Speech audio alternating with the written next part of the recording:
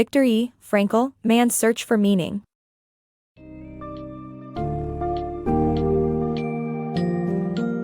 Dive into the powerful lessons from Viktor E. Frankl's Man's Search for Meaning, a harrowing yet inspiring account of his experiences in Nazi concentration camps.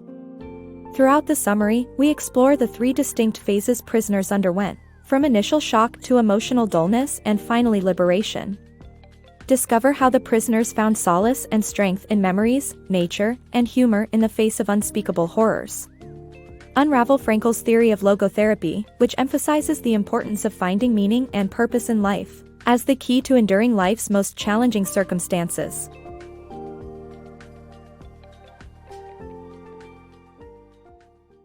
The three phases of prisoner reactions in concentration camps. When prisoners first arrived at Nazi concentration camps, they experienced three distinct phases of reactions. The first phase was characterized by shock and denial, where prisoners attempted to convince themselves that everything would be all right and that they wouldn't suffer the same fate as those who came before them. The second phase saw prisoners becoming accustomed to the horrors of the camp and losing hope, often considering suicide as a way out. In the third and final phase, prisoners became numb to the brutalities around them, accepting their fate and focusing solely on survival.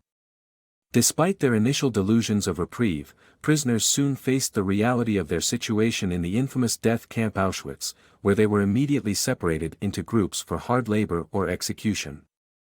This book delves into the psychology of prisoners in concentration camps and the different stages they experienced during their harrowing ordeal.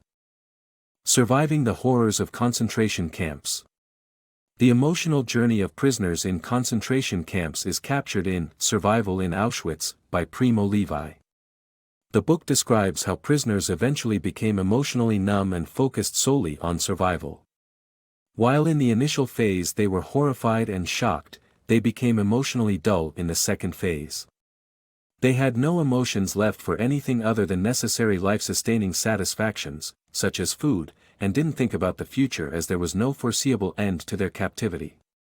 The dull emotions acted as a shield that helped them endure the everyday cruelties of the camps and even led them to see opportunity in the death of others. For most prisoners, their lives were already over, and they existed in the camp without any goals to reach. Life after liberation. After surviving the concentration camps, prisoners found it difficult to return to a normal life. Their freedom was unreal, and they couldn't experience joy at first. Instead of finding compassion, they were met with bitterness as they returned home to find their families killed and their towns in ruins.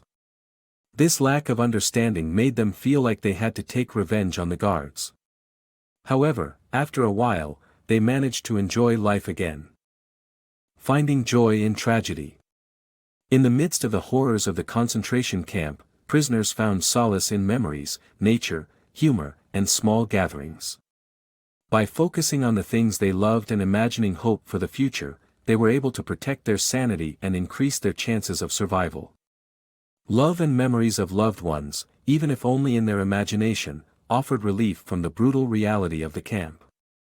Imagining a better future, prisoners were able to maintain their sense of humor, finding joy in even the smallest things. By shifting their focus to the things that brought them happiness, prisoners were able to survive the unimaginable and inspire others to do the same. Making choices in the camps. In the concentration camps, prisoners were stripped of nearly every freedom. They were kept in the dark about their future, and decisions that had to be made carried a life or death significance. While some preferred to leave their fate to chance, others clung to their right to make choices. Despite the unimaginable conditions, prisoners fought to maintain their spiritual and moral values, sacrificing their own needs to help others. The importance of meaning. The pursuit of meaning is one of the most significant motivators in our lives as humans, as highlighted in the theory of logotherapy. The author's observations formed during his time in the camps reflect this notion. He noted that prisoners who could maintain a sense of meaning were more resilient than those who had lost it. The search for meaning in life was also identified by a study from Johns Hopkins University as being crucial for 78% of students.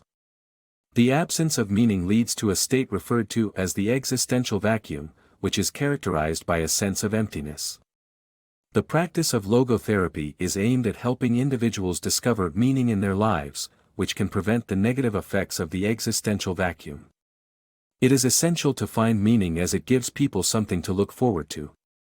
Failure to do so results in a feeling of emptiness that can occur even in mundane situations like Sunday neurosis. The search for life's meaning. Logotherapy suggests that our purpose in life is not predetermined but is based on the responsibility we feel toward our choices and actions. This is exemplified by the prisoners in the concentration camps, who were able to maintain a sense of purpose through the choices they made. The meaning of life is unique to each individual and depends on their unique circumstances and decisions. Logotherapy aims to help people find their own purpose in life and understand the possibility that life can have meaning beyond personal gain. An individual's meaning may be personal, such as feeling part of a positive contribution to the world, or it may involve society and social conscience, such as seeing the improvement in others' lives. Overall, the meaning of life is not fixed and is determined by the actions and choices individuals make. Logotherapy, finding meaning and control. Logotherapy helps people find meaning and control over their fears and anxieties by focusing on their internal factors. Logotherapy is not only about discovering the meaning of life, but it has also developed techniques to support those who suffer from mental disorders. Logotherapy focuses on internal factors affecting patients, whereas traditional psychotherapy blames external forces. Logotherapy assumes that people can make decisions and define their life's purpose individually, regardless of their situations, which are necessary to enable patients to realize their control over their fears and anxieties. Logotherapy uses paradoxical intention as one of its techniques to combat fear. A nervous person who fears blushing in public might be instructed to start trying to blush in front of others. This technique, paradoxical intention, helps patients confront their fears. When a patient tries to force it, nothing happens, allowing the patient to lose their fear. Logotherapy helps individuals discover meaning in life and face their fears by focusing on internal factors over external ones.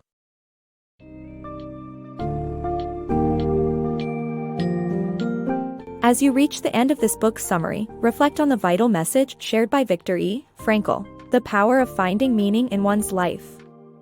Following the deeply emotional and philosophical journey of prisoners in concentration camps, we understand that by maintaining a sense of purpose and making choices that align with our values, we can thrive even under incredibly adverse conditions.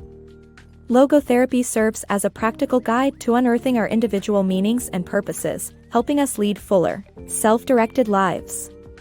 By engaging with these profound insights, we not only learn about the resilience of the human spirit but also how to strengthen our own path towards meaning and purpose.